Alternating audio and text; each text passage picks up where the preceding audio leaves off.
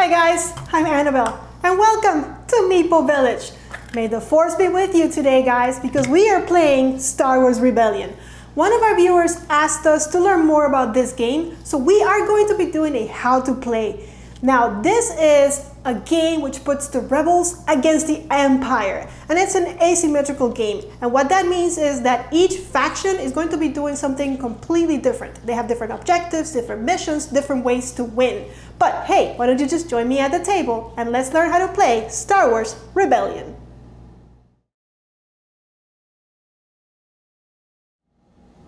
Okay guys, I have the game ready to be played. But before I do that, I want to go ahead and go over setup with you guys so you know what you need to do before you start playing. Okay, step number one. The first thing we're going to do is, you know that in this game we have two factions. No matter how you're going to slice it or dice it, there's always going to be the Empire and the Rebels. So we're going to take a look at the player boards and pick our starting leaders. This is the Rebels player board. And you are going to find out about all this information later. But the first thing we're going to look at are the leaders.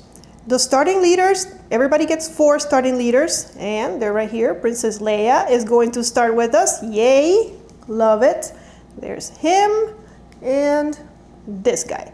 And the reason that I know these are my 4 starting leaders is because they lack an icon. Now, take a look with me over here where my pool of other leaders are. And you will notice, let's say for example, Mr. Skywalker, he has a symbol right over here. That's the recruit symbol. That means that I can recruit him later in the game and add him to my leader pool. So, recruit leader, no recruit icon, recruit icon. That's how we know. Let's take a look at what guys we can recruit later, shall we? Definitely, we saw Luke Skywalker, and he can even turn into a Jedi Master, Luke Skywalker.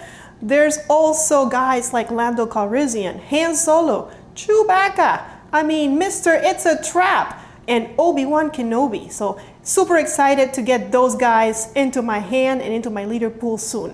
Let's go ahead and take a look at the Empire and see what they've got. The galactic board is right here, and again we're going to look at this information and the cards that are here later. For now, just know that, well, these are our starting leaders. Here's the Emperor, he starts with us. Okay, there's 4 as well as the Rebels have 4. And look, Darth Vader, he's with us from the beginning. Wow. And then over to the side, if you follow me, we have everyone else that we can get later. So I am excited to see that we can actually have Boba Fett join the ranks. And again, check the recruit icon right there. We have pilots, we have just, a ton of different ranks of officers and just evilness from the Empire to play along with us. Next up, to the side of the board, we have the tracker. This is going to be our timer for the game. This is the time tracker, and it starts, of course, at number 1, and every turn it's going to tick. And we're going to talk a little bit more about the timer when we get to gameplay. We look all the way over here and we see our favorite sign, the Rebel sign. It starts at 14. This is the Rebel reputation. What's going to happen is during the game we're going to have, as Rebels, objectives that we can accomplish. And if we do, this starts moving. Now, a timer, every turn is going to tick.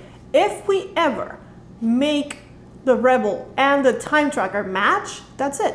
The game is over and the Rebels win. If the Empire manages to destroy our Rebel base, which is, if you follow me, up here, if they get to destroy all of our units and we have no more units in the Rebel base, then the Empire is the winner. On top of the Rebel base, we have the objectives for the Rebels. And we need to set this up at the beginning of the game. There are cards with number 1, cards with a numeral 2, and cards with a 3. So you take all the 3s and you shuffle them. And you put them here, the objectives. Then you go ahead and do the same for 2. You shuffle them. You know how to shuffle. And we put them here. And finally, objectives number 1. So the objectives get harder to achieve as the game progresses for the Rebels, but this is what we need to accomplish to go ahead and win the game. The next deck we need to set up is the action deck. See how it says action right here?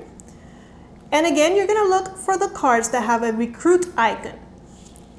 The cards that do not have a recruit icon are not going to be used during this game, and you can just put them away. They're only used for the advanced game.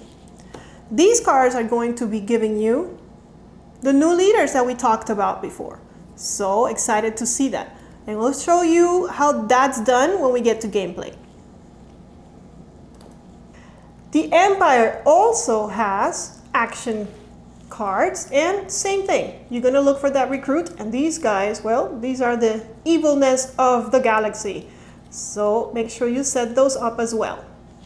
Finally, I will point out that these cards are very, very similar, and I wanted to show you together so you see. The Rebels is more like white, the Empire is black. This is the TIE Fighter, and this is the X-Wing nose. So that's how you distinguish them. At the beginning, I was like, wait, they look exactly the same. You can also just look at the leaders and know, well, okay, that's not a Rebel. But really, if you look at them together, you can see that one is lighter than the other. The next thing we're going to do is go ahead and set up our pool. So I'm going to show you how that's done. I have my damage markers right here. There's 2 damage and also 1 damage tokens. Next up, my dice. Now, I want you to know that there's 5 red dice and 5 black dice. So if you ever have a situation where you should be rolling more than 5 red dice, well, you can't. The game limits the amount of dice you can roll. So the max amount of dice you can roll is 10 if you roll both the black and the red. If not, 5 black and 5 red. And the rest, well, you just have to forfeit.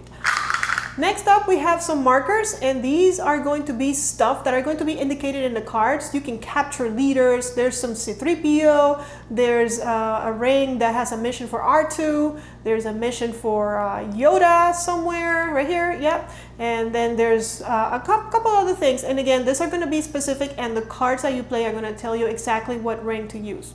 Last but not least, these are tactic cards.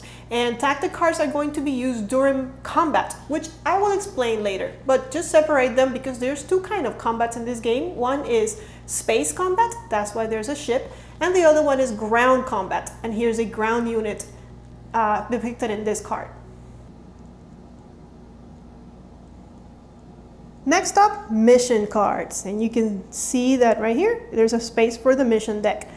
Okay, these you are going to separate the 4 starting mission cards, and they have a little arrow at the bottom. So those are your 4 starting ones. The ones that do not have that arrow are going to be used next. And what that arrow means is that once you use those cards, they go back into your hand. You never lose these 4 starting cards. Then after you do that, you'll take these 4, you'll shuffle the rest, and you're actually going to start with 2 of these in your hand as well as the 4 starting cards.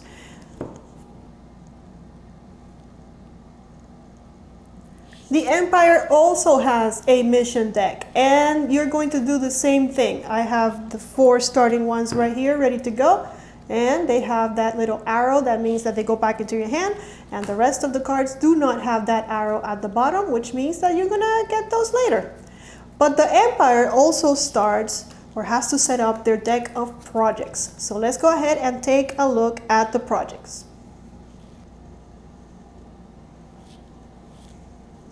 As you can tell, the projects have the same back as the mission cards for the Empire. And there's a spot right here for them.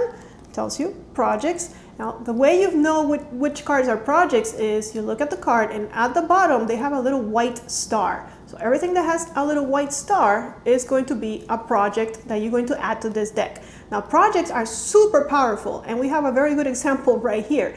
This is a super laser online. This is the only way that you can actually destroy planets. Look at this one. I mean, a lot of the stuff that involves the Death Star is going to be found in this deck. So the Empire definitely wants to get their hands on a few of these projects.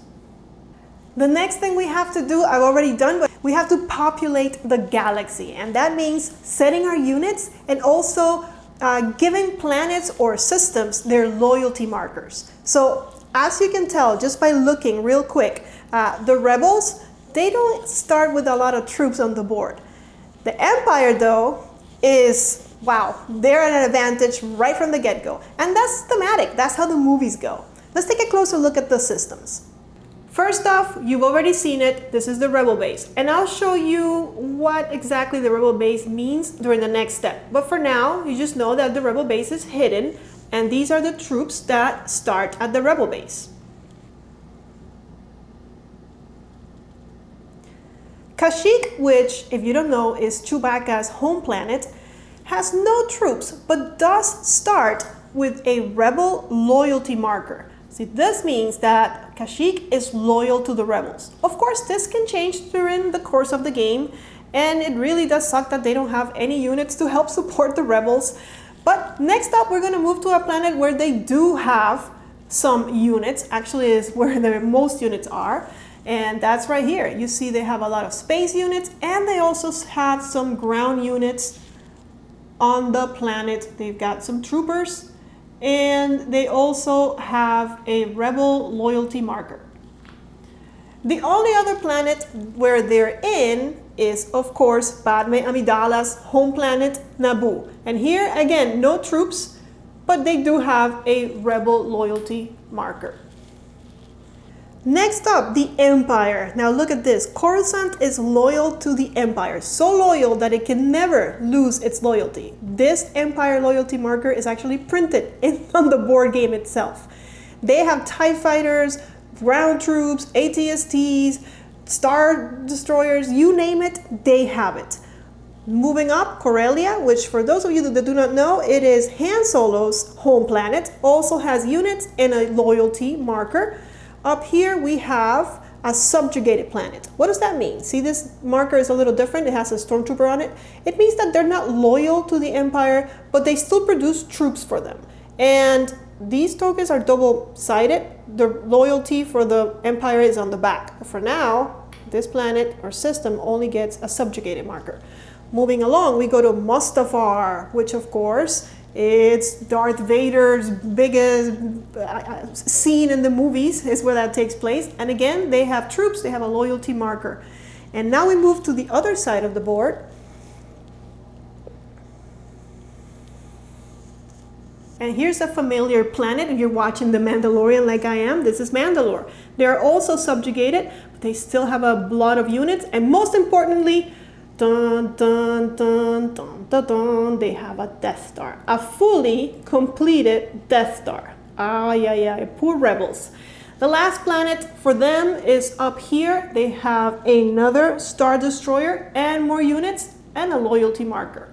So you can tell the Empire is going for it, and it's going for it big. May the Force be with you, rebels. The last thing that we need to do for setup is something that the rebels have to do, and that is to pick a place for their hidden rebel base. That's right. In this game, the rebels have a base and it is hidden, just like in the movies. The Empire is frantically looking to find where that base is so that they can destroy the rebels for good and just end the rebellion. And the rebels are desperately trying to get support from other planets and trying to keep the information of where that base is hidden. So at the beginning of the game, the rebels are going to go ahead and figure out what planet they want their base to be. Now it's important to know there's two different planets in the game. Populous planets and then remote planets. And if you look at the board, it's easy to see. Populous planets have a place where you can put a marker.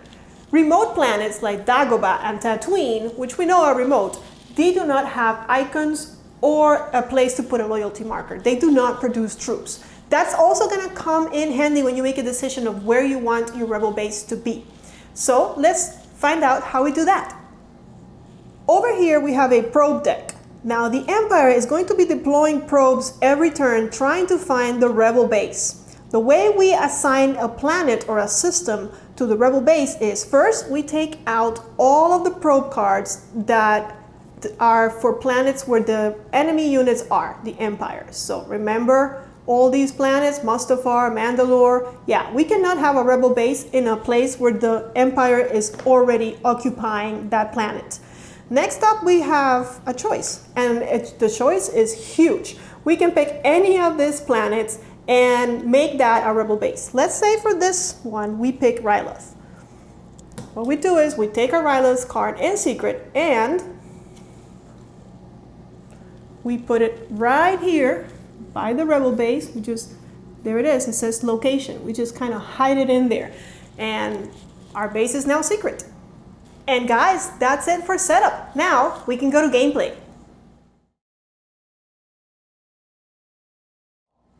So during gameplay, there are 3 phases that we need to complete. There is the assignment phase, the command phase, and the refresh phase. Let's look at each of those phases in more detail. During the assignment phase, each player is going to look at their cards. Now the rebels always go first, and on your hand you're going to have your 4 starting missions and then more missions that are not starting missions. In order to assign one of these missions, you're going to pick a leader. So let's say, for example, we want to, I don't know, use this mission and send this mission out. It's got Leia on it, why not? So this mission has an icon right here, and you notice it's a yellow icon. In order to be able to do this mission, to assign one of the leaders and then do whatever is on the card, you need a leader, such as this one, that matches the amount of icons that are in the card. So we need at least one of those yellow icons, and Princess Leia has 2, so she's good to go. We could also use this guy. He meets the requirements because he has a yellow icon. Let's say we are going to use Leia and we're going to assign her. What you do is you flip the card and you put your leader on top and you set it right here. That indicates that you're going to use this leader to complete this mission. You go ahead and repeat that for as many missions as you want to complete, or try to accomplish during the turn. Keep in mind that any leaders that remain in your leader pool can also be used to activate planets, and that is how you move units around. I will talk more about movement later on.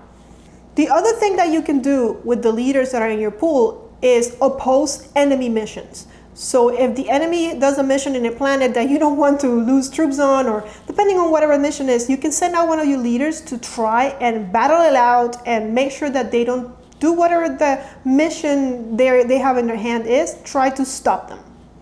During the command phase, that's when we get to resolve missions and also activate systems. So for example, let's say that we are going to resolve this mission.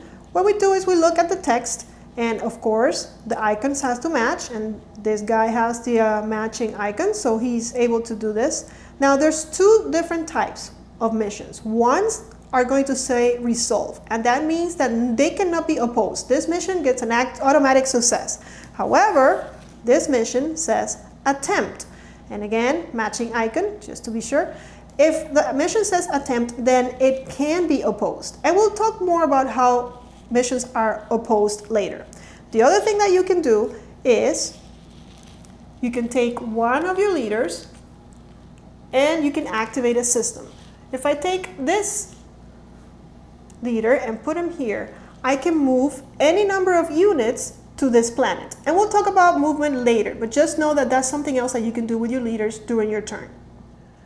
During the refresh phase, the first thing we're going to do is retrieve our leaders. So the rebels will bring their leaders home, as would the Empire. However many leaders are out there, they will bring them back into their boards. The only exception to that rule is if a leader is captured, which usually happens or will happen to the rebels, or might happen to the rebels. And let's say that they've captured Princess Leia.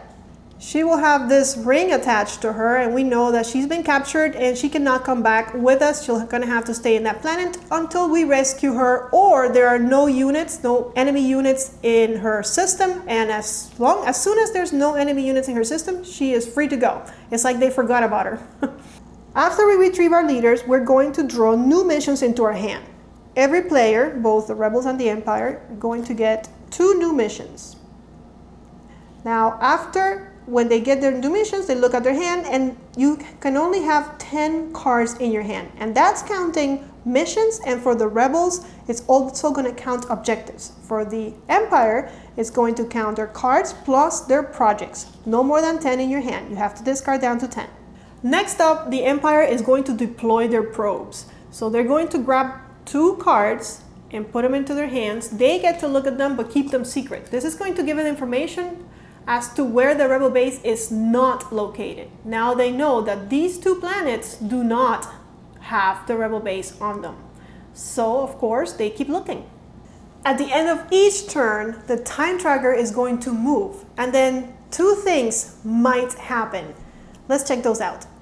The first time you move the time tracker, you're actually going to trigger both actions that could happen. Then later on, there might be just one symbol or no symbol at all, like on turn 7. So what are these symbols? If you look really close, you might recognize this symbol already. This is the recruit symbol. And this symbol over here is the build symbol. So how do you recruit? When you recruit, you're going to get the top 2 cards of your deck, and you're going to flip them, and oh wow, we have a lot of choices here. You get to pick one of these 4 leaders, just one. So let's say we pick Obi-Wan. So he is going to be in my leader pool now, and I can use him from next turn on. Easy, right? The build symbol, when that triggers, it's a little bit more complicated. But let's take a look at how we do.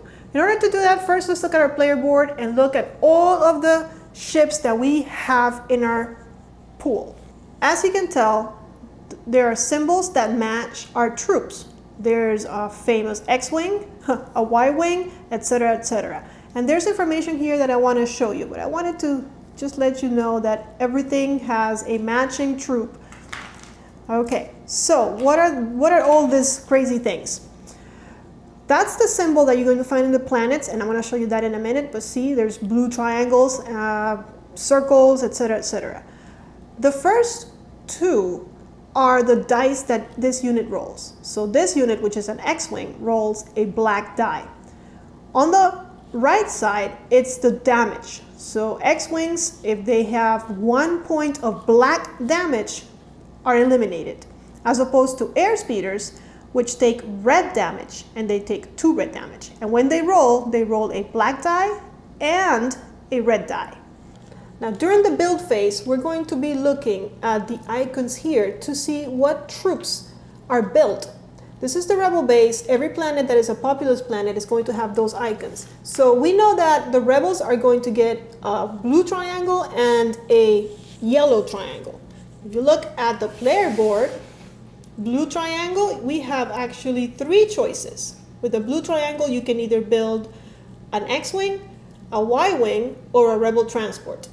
And then for the yellow triangle, the only thing that they can get is a rebel trooper. Now, where do we put these units? If you look again, there's a little number right here, and those numbers are going to vary. What that means is that that unit is going to be placed on the number 1 spot. What do I mean by that? Follow me.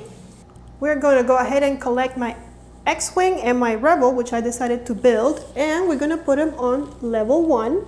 So right here. If you see, we have level 1, level 2, and level 3. And then the Empire has the same thing, looking, of course, upside down because they're sitting on the other side. 3, 2, and 1. Now the last thing that happens during the turn is that we get to deploy units. And the way we do that is we take the units and we move them down 1 spot. So these units are going to go here. The units that were on number 2 are going to slide down to number 1. And the units that were at number 1 are going to actually slide down all the way out. And when they slide all the way out, that's when you can go ahead and put them on the board on some of your systems.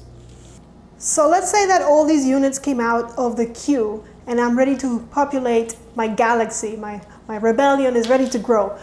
I can only put units in systems that have a loyalty token on them, and I can only put 2 units per system. So I would be able to, let's say, put 2 units here, my trooper, and that guy over there, but then these 2 units have to go somewhere else.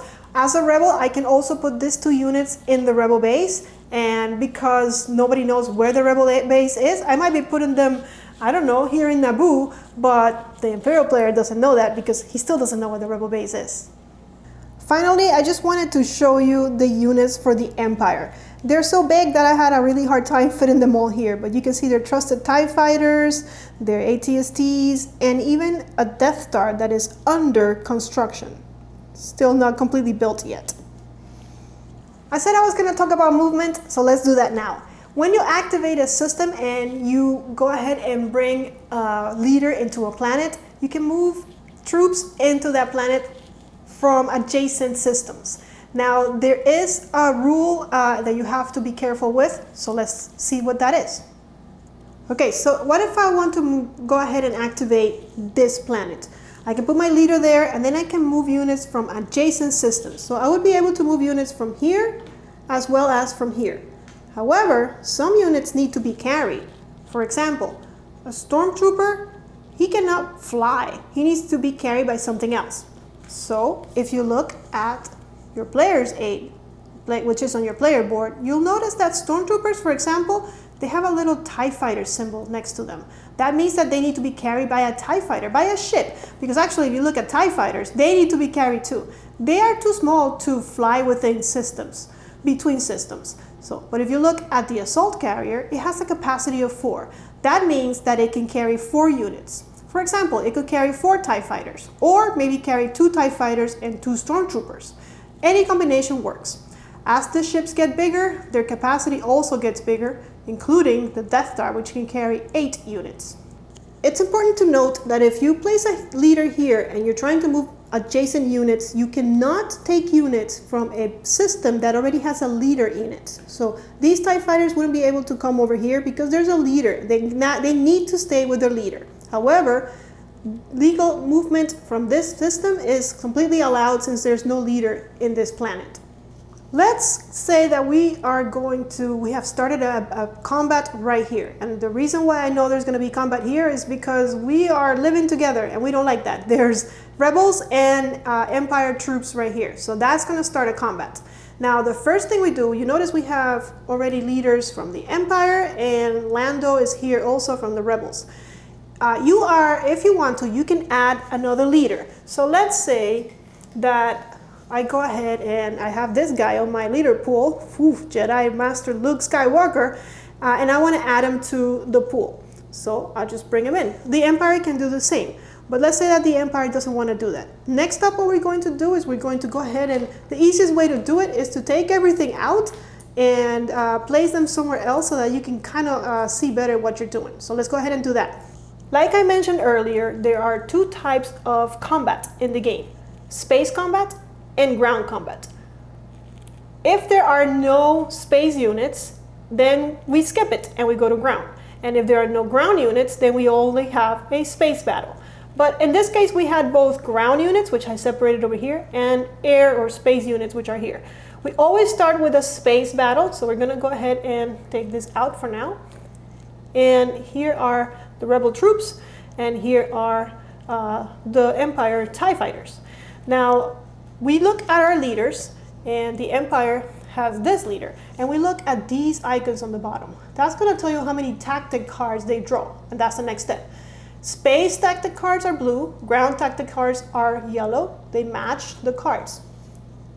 Blue, and then ground units are yellow. So this guy is going to give the Empire 1 tactic card, which they can just grab from the deck, reveal it to themselves, and then they can use it later. The rebels, on the other hand, they had 2 leaders. And the way that's going to work is they don't get all those cards. They look at the highest value and take that many tactic cards. So Luke Skywalker has a 3, Lando has a 2. So we're going to use his values and grab 3 tactic cards. The next thing we need to do is figure out how much they're going to be rolling. So to do that, we need to go back to their sheets and just take a look. The Corellian Corvette is going to be rolling 1 black and 1 red die, and they have a health of 2, remember? So we go ahead and grab.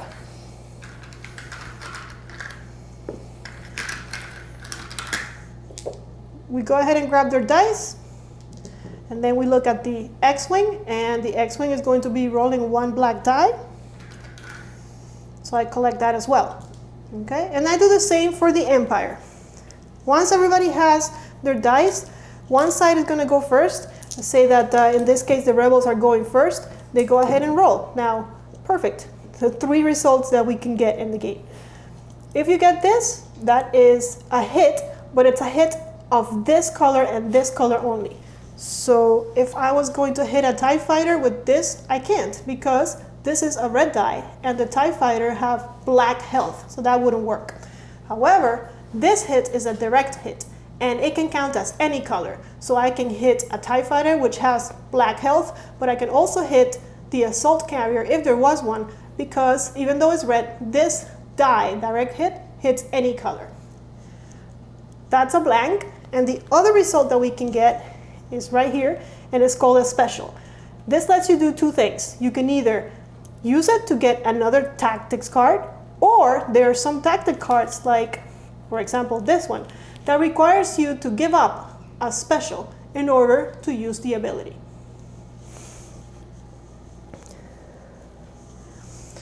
After you've played all the tactic cards you want, the defending player, and you go ahead and assign damage to the defending player, and you can track that by using these. So let's say that this TIE fighter got 1 damage. Now the Empire has a chance to play some tactic cards to prevent that damage. Let's see if we can find any. Here, block 1 damage. They could use that right now. But if not, then at the end of that phase, we go ahead and check. Well, this TIE fighter, if we look at their sheet, only has a health of 1. So it will be destroyed, but not before they attack. They get a chance to counterattack, and then we look at the damage, and whatever unit has enough damage to destroy it gets sent out of the game. The last step in combat is to retreat. Let's say that at the end of combat, I don't know, the rebels somehow miraculously won the battle, and this guy is left all alone, but you know, he cannot stay here with the rebels because they won. If you have a leader, which you know you should have, like here's the leader, you can move the leader to an adjacent planet and move the troops with it. However, you have to check the capacity and what can carry it. Remember, a TIE fighter, it needs to be carried. So unfortunately, that little TIE fighter cannot escape, cannot retreat. So bye-bye TIE fighter. Also, it's important to know that you want to move your leader, and you want to go to a planet that has either loyalty or your units first. And you cannot go to a planet that has, well, enemy units on it, because of course they'll be chasing you down. So if, for example, I was going to retreat the TIE fighter because it could be moved by, let's say, the assault carrier, then I wouldn't be able to move here because there's enemy units there. But I could maybe move my leader here to Geonosis and move my stuff over to Geonosis as well. That will be totally legal. So that's basically it. I know it looks like a lot, but once you start playing, it's not. Every turn, the rebels are going to be getting objectives. The Empire has cards that let them grab some of those projects, and every card in the game is going to be telling you exactly what you are going to do. So it actually helps you and guides you, and you won't feel as lost as you might first seem to be when you look at this humongous galaxy and you're like, oh my gosh, what do I do here? The game is a lot of fun. I highly recommend it. I hope you enjoyed the video and that it helped you understand the game much better. Well guys, there you have it. I hope this video helped you to understand how to play Star Wars Rebellion. I love this game. It's Star Wars themed. What else can you ask for? If you haven't already, subscribe to the channel, give us a thumbs up, follow us. We do more of this every week, just for you guys. If there's any other questions, leave us a comment and I'll try to answer those if it's a specific thing that I did not cover, because of course there is a lot to do in this game. I'll be happy to answer. Make sure you're following us on Twitter and Instagram. We post really cool pictures of your favorite board games. I'll see you on the next one. But until then, may you play more games.